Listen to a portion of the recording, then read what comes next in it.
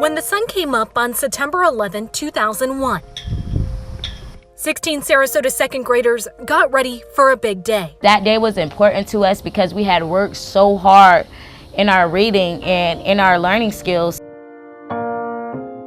Natalia Jones, Pinckney, and Lazaro Dubrock, along with the rest of their class at Emma E. Booker Elementary School, were about to host the President of the United States, George W. Bush. We walk in and we see the cameras and all the lights set up. All you hear in the back of us are reporters and cameras and press going click, click, click, click, click, click, click.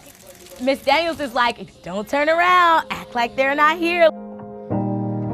Little did they know, the visit to showcase their reading program would take a jarring turn into history. We took our seats and from then on the day proceeded as, as history goes. What word? Seal. Yes. Their teacher, Ms. K. Daniels, started their lesson with President Bush observing.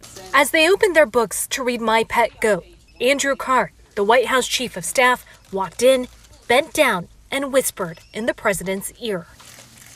And I remember the image of him looking up and kind of looking off into the distance when he's receiving the news of the attack. The president's face turned bright red, but his composure was still. The students, many only 7 years old, would learn a new lesson, something no teacher could have prepared them for.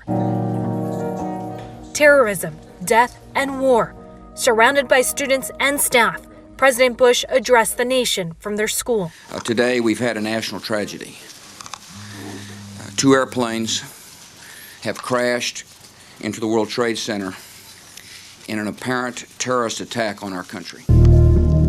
It was just a lot for us to, process, and then actually feeling the empathy of the people who it did happen to. Their sense of security and childhood innocence forever altered. A lot of us were thinking it could have been us.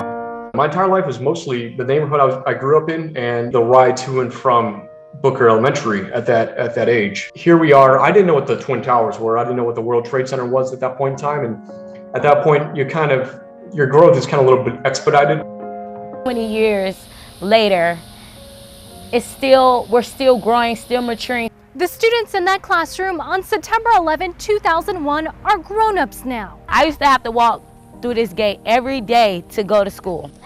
Some even have their own kids. Natalia lives in Sarasota with her children, where she operates a babysitting service. My babies are everything. They're amazing. Her son attends Emma E. Booker, the same school where his mother became part of history 20 years ago. It impacted me a lot because I wanted to be the same way Miss Daniels was. Lazaro went to college in New York and now lives in Houston, where he works as a project engineer.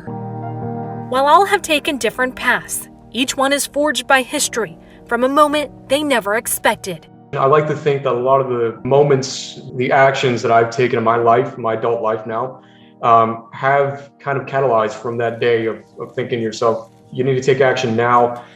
Tomorrow's never guaranteed, and honestly, be with your loved ones. In Sarasota, Kimberly Quizon, Fox 13 News.